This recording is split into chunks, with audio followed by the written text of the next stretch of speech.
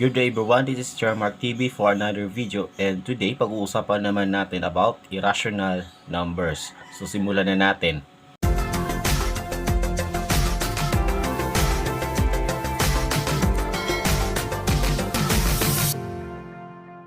Okay, so balikan muna natin yung rational numbers. So kung hindi nyo pa napapanood about dito is mangyari na pakiclick muna yung link na nasa upper right corner sa inyong screen, or mayroong ding link na nasa description.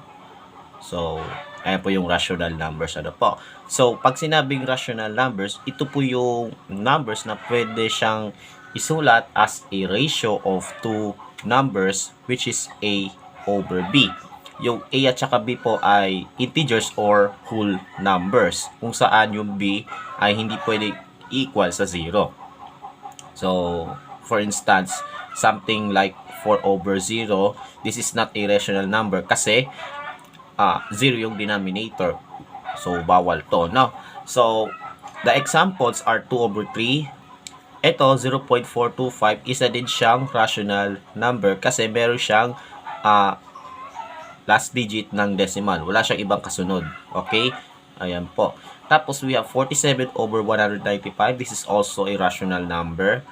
And then, we have 1.2333333. Ayan. So, makikita natin na ang digit ay 3 na umuulit siya ng panghabang buhay or walang katapusan. So, this is also a rational number. Kasi, pwede pa siya i-rewrite as a fraction. How about this one, yung number 6? 6 is a whole number and kabilang din siya sa rational numbers. Kasi yung 6 pwede siyang gawing fraction. Pwede siyang lagyan ng over 1 to make it a fraction. So that we have 6 over 1. So this is a rational number. And then we have negative 1/2. So either positive number or negative number, as long as it is rational number, isa din siyang rational number. Okay, so negative 1/2 is also a rational number. So, paano naman yung irrational numbers? Ano po bang mga examples nun? So, doon tayo mag-proceed. Okay, so let us define first what is irrational numbers. Irrational numbers are numbers that cannot be written in the form A over V. So, sabi daw, pag sinabing irrational numbers, yan yung numbers na hindi mo masulat or ma-convert sa fraction na A over B.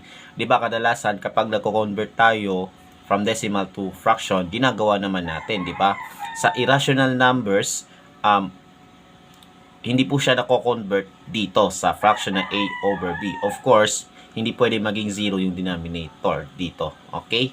So, anong po bang examples ng irrational numbers? Ito yung mga numbers like 4.3, 6, 3, 4, 2, 1, 0, 9, 6, 8, 9, 7, some sort of random digits. Ano po? So, kung mapapansin natin, unlike doon sa rational numbers na may mga digits na umuulit, dito naman, may mga digits na never umuulit at all, no?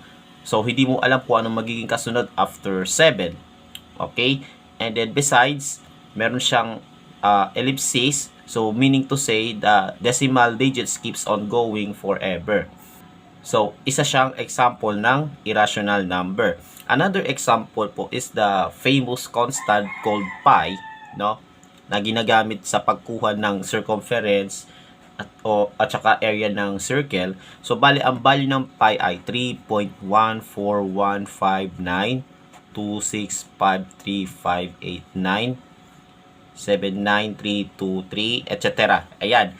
So, this is also an irrational number because as you can see, may mga digits na never umuulit at all. And the decimal digits keeps on going forever. So, wala siyang katapusan, kumbaga infinite. Okay? Hindi mo alam kung anong magiging last digit nito. Okay? You cannot predict either the next digit after this one. Okay? Ayan po yung irrational number. Another example is the Euler's number, which is denoted by the letter E. Bali, ang value nun ay 2.71828 182.835. Ayan po. So, this is also irrational. Though, may mga instances na yung 1828 ay umuulit ng dalawang beses. And then, sumablay naman sa 3, 5, and so on. So, never siya umuulit after all. Ano po? So, hindi mo alam din kung anong magiging next digit nito. So, yeah, this is also an irrational number. Now, ipapasok naman natin yung square roots and cube roots of numbers which are not perfect squares or cubes respectively. So, for example, we have square root of 2. Okay? Ayan po. So, square root of 2 is an irrational number. Kasi, yung number 2 dito na sa loob ay, ano ba tawag to? Hindi siya perfect square number. So, yung perfect square numbers ay 1, 4, 9, 16, 25, and so on. So, its value is 1.414213.5. Ayan. Bali, kapag kinuha natin yung calculator, tapos kinompute natin yung square root of 2, ganito po ang lalabas. As you can see, yung decimal digits ay tuloy-tuloy, and then never umulit yung digits at all. Okay? Ayan po. Now, dito sa video na to is ipapasok natin yung cube roots tsaka square roots ng numbers which are not perfect cubes and squares respectively. Ano po? So, i-identify natin kung sila ba ay rational or irrational numbers. So, magbibigay tayo ng exercises.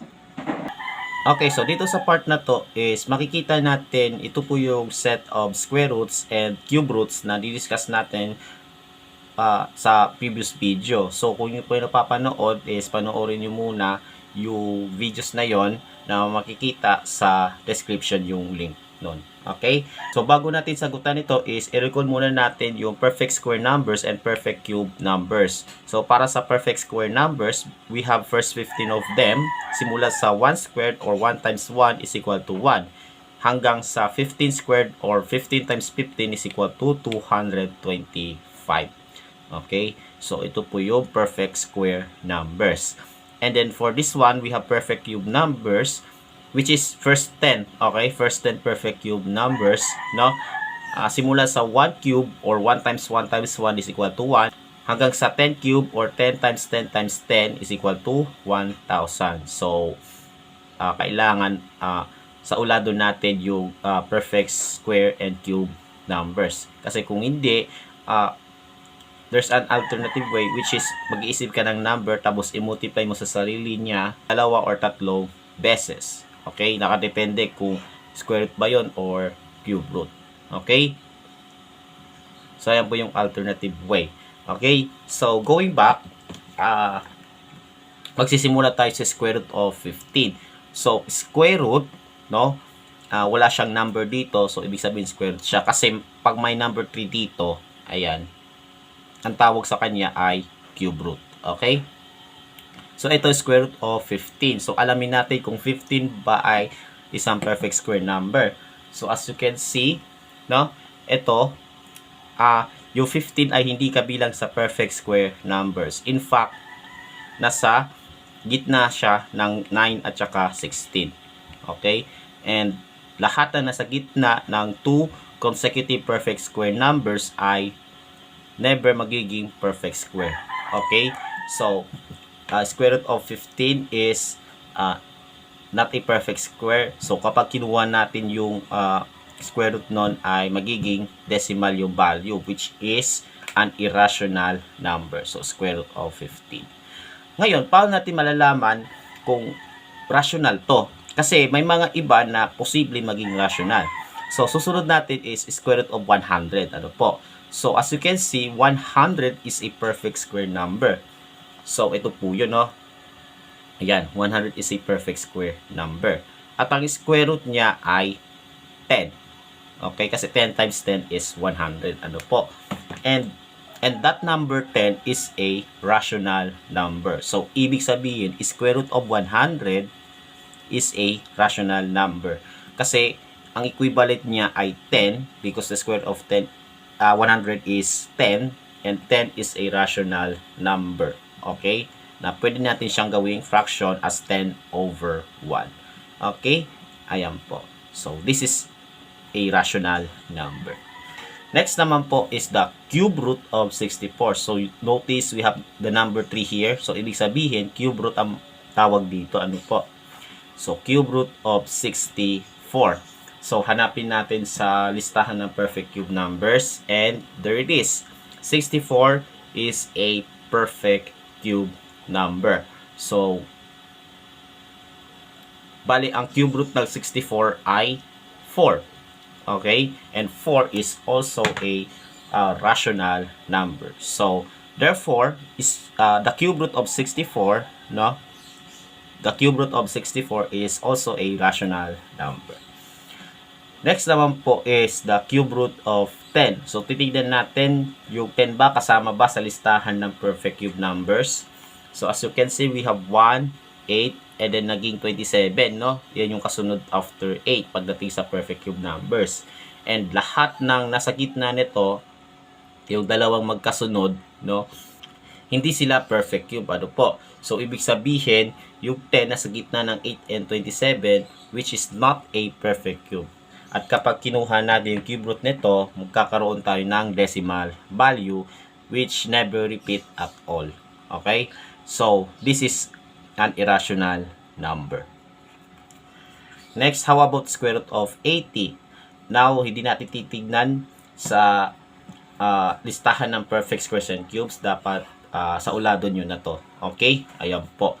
So, for square root of 80, 80 is not a perfect square kasi 64 at saka 81 yung magkasunod na perfect square numbers, which is yung 80 nasa gitna nila.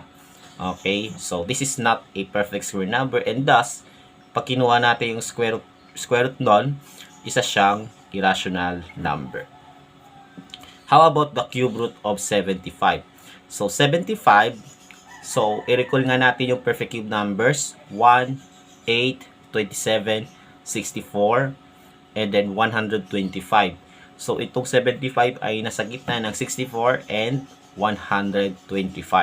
So, this is not a perfect cube, and thus, yung cube root nun ay irrational number. So, the cube root of 75. Okay. Ngayon, kung hindi nyo pa rin ma-recall yung perfect square or perfect cube numbers until now, pwede naman kayo tumingin dito, no? Pwede nyo naman ilista, no? Wala namang problema as long as natututo tayo, ano po. Okay, so pwede naman yun. Now, moving on with the cube root of 16. So, is 16 a perfect cube? We know that 16 is a perfect square. Ito ba ay perfect cube? The answer is no, kasi 3 times 2 times 2 times 2 is 8, and then 3 times 3 times 3 is 27, which are consecutive, 8 at saka 27. So, sa gitna nun, which is 16, which is not a perfect cube. So, this belongs here. Now, how about square root of 75? Is this irrational number or irrational number? So, 75 is not a perfect square. So, this belongs here. Okay, square root of 75. Next one is square root of 36. Isa ba siyang rational or irrational number? So, as you can see, this number 36 is a perfect square number because 6 times 6 is 36. And its square root is 6. Okay, so therefore, this is a rational number. No? Ayan.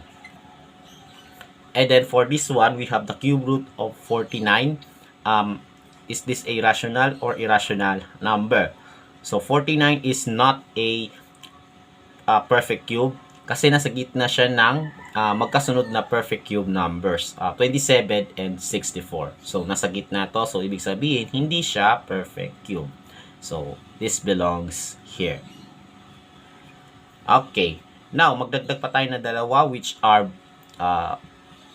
cube root of 216 and square root of 16. So, magkahiwalay ito dito, no?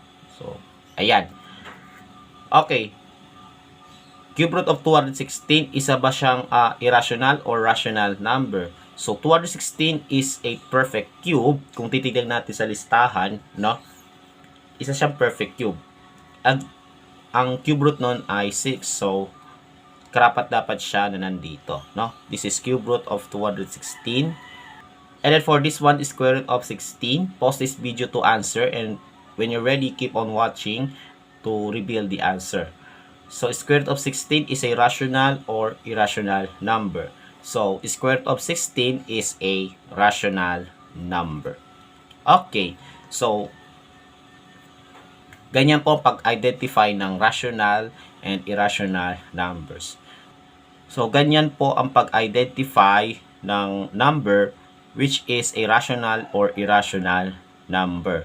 So kapag yung whole number, kinuha natin yung square or cube root nun, at ang lumabas ay isang whole number, then it is a rational number. Ngayon, kapag yung whole number, kinuha natin yung square or cube root, at ang lumabas ay decimal, usually gagamitin natin yung calculator para makita yun, di ba? No? So kapag ang lumabas ay decimal, it is an irrational number. So these are the rational numbers and these are the irrational numbers. Okay?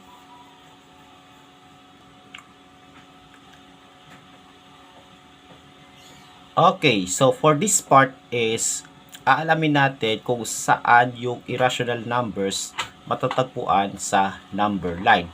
So although isa siyang irrational number, we can still estimate the location of this number sa number line. So to start with, square root of 10. Okay, so first of all, alamin mo muna kung saan pumagitna yung 10. That is, nasa gitna siya ng anong dalawang magkasunod na perfect square numbers. So, i-recall nga natin yung yung perfect square numbers. We have 1, 4, 9, 16. So, as you can see, yung 10 ay nasa gitna ng 9 at saka 16. Okay? At ang square roots ng 9 at saka 16 ay 3 and 4 respectively. Which is makikita natin dito. Ano po? So, 3 is the square root of 9. And 4 is the square root of 16. Okay? So, ibig sabihin, between square root of 9 at saka square root of 16, nandito, somewhere, yung square root of 10. Okay?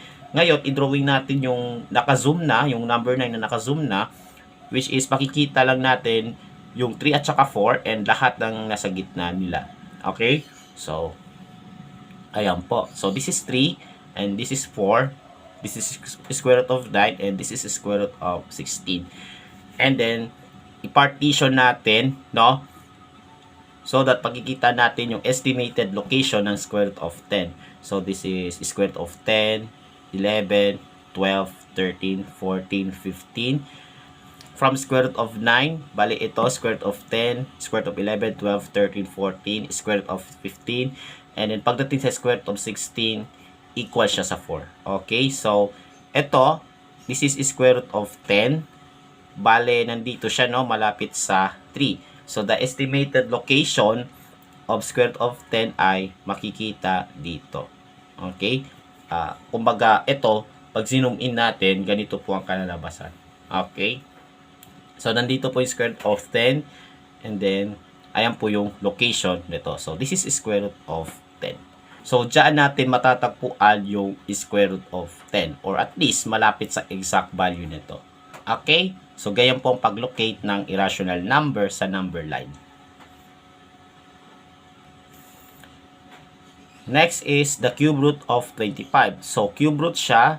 Alamin natin kung saang pumagitna yung 25. That is, nasa gitna ba siya ng dalawang perfect cube numbers. So, kung makikita natin sa listahan, we have those numbers 1, 8, and 27. Pero, yung 25 ay nasa gitna ni na 8 at 27. So, bali, ang cube root ng 8 ay 2, habang yung cube root ng 27 ay 3. So, ibig sabihin, yung cube root ng 25 ay nasa pagitan ng 2 at 3. Okay? So, remember po yung 2. So, i-recall po natin yung 2. Ayan yung cube root ng 8. habang yung 3 naman ay yung cube root ng 27. So, ibig sabihin, yung cube root ng 25 ay nasa gitna dito. Okay? So, i-zoom in natin dito. Gagawa tayo ng pangalawang number line. So, this is 2 and this is 3. This is square root of 8 and this is square root of 27. Tapos, i-partition natin ito so that makikita natin yung estimated location nito. Okay? So, this is 9, 10, 11, 12, 13, 14, 15, 16, 17, 18, 19, 20, 21, 22, 23, 24, 25, 26. Ayan po. So, this is cube root of 9, cube root of 10, cube root of 11, 12, 13, 14, 15, cube root of 16, 17, 18, 19, 20, 21, 22, 23, 24, 25. So, makikita natin ay sobrang lapit na sa 3, no? Pero, hindi pa siya sakto sa 3. Okay, sobrang lapit niya lang. Ano po? So, dito natin matatagpuan yung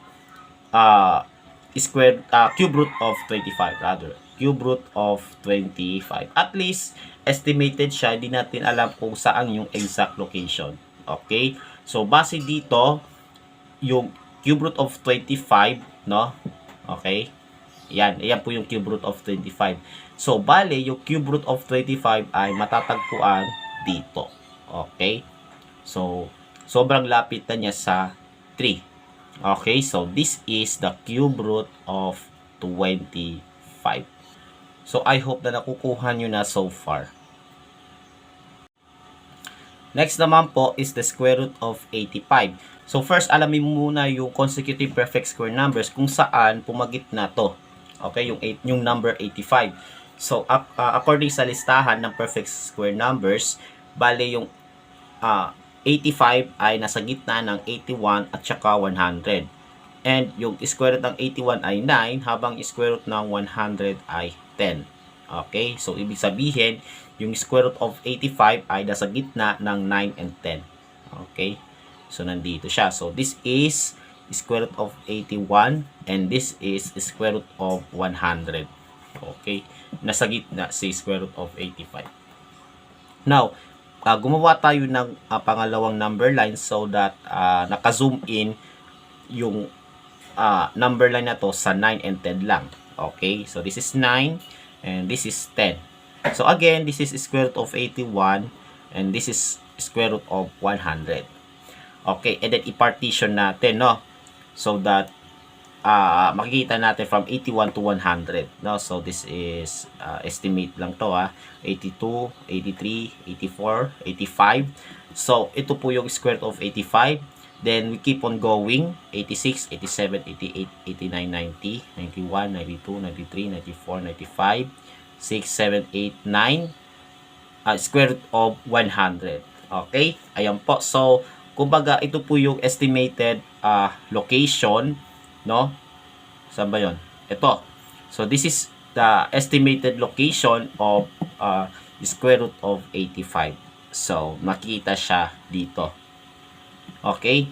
Ayan po. So, base sa location ng square root of 85 between 9 and 10, no? Makikita yung square root of 85 dito. So, makikita natin, parang ano siya, 1/3 the distance from 9 to 10. So, nandito siya. Okay? So, ayan po yung square root of 85. Ayan po.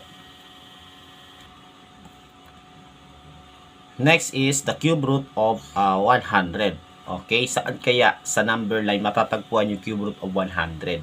So, according sa listahan ng perfect cube numbers, yung number 100 ay nasa gitna ng 64 and 125. Okay? Ayan po. So, yung cube roots nila ay 4 and 5. So, nandito sa gitna nito yung cube root of 100. Okay? So, this is the cube root of 64 and this is the cube root of 125. Okay. Ayan po. Now, i-zoom in natin itong number line so that makikita lang natin yung 4 and 5 lang. Okay? So, i-zoom natin ng pangalawang number line. 4, 5, and this is cube root of 64, and this is cube root of 125. Okay? Sobrang dami kung ipapartition natin isa-isa. So, gawin na lang natin siguro by 5s. Okay? So, assume natin na ito ay 65, cube root of 65. So, diretso na tayo sa cube root of 70, cube root of 75, 80, 85, 90, 95, 100, cube root of 105, 10, 15, 20. So this is cube root of 120, and then kasunod doon is cube root of 125, which is equal to 5. Okay? Ayan po. So i-recall po natin. 64, gawin natin 65, then 70, 75, 80, 85, 90, 95, 100. So parang ano siya, no, lampas kalahati ng distance from 4 to 5. So makikita natin yung cube root of 100. So paalala lang po, hindi siya exact location. This is just the estimated location ng cube root of 100. So base sa location between 4 and 5, matatagpuan yung cube root of 100 dito. Okay? Ayan. So dito siya matatagpuan, no? So ang ginagawa lang natin is ini-estimate natin yung location between these two numbers. Okay? So this is the cube root of 100. Okay? Ayan po. Okay, so this is the last one bago natin tapusin itong video na ito. So do not forget to subscribe to this channel. Okay, so we have square root of 50. So I will give yourself time to think kung saan banda yung square root of 50. Saan ba matatagpuan si square root of 50? You will pause this video to give yourself time to answer, and when you're ready, keep on watching to reveal the answer.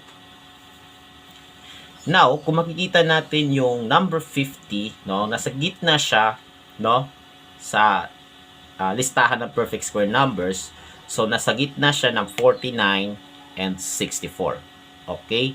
Ayan po. So yung square root of 49 ay 7, habang yung square root of 64 ay 8. Okay? So this is square root of 49 and this is square root of 64. Okay? And alam mo ba kung anong kasunod ng 49? 50, di ba? So malamang, probably, no, speaking, matatagpuan siya dito. Okay? So ang kasunod ng 49 ay 50. So nandito dapat yung square root of 50. So nandito siya. Okay? Ayan po. Again, hindi po siya exact location. This is just an estimated location ng irrational number na ito. Okay? So nandito po yung so ito po yung estimated location ng square root of 50. Okay. So that's all for today. Napag-usapan na natin about irrational numbers, kung paano natin identify yon, and kung paano natin hahanapin sa number line na kagaya nito. Okay, so I hope na nakatulong itong video sa pag-aaral ninyo. Ano pa? So practice lang ng practice hanggang sa matutunan nyo ito. Okay, so do not forget to subscribe to my YouTube channel for more videos, and follow me also on my TikTok account. Stay safe, God bless, and as always, have a great day to all.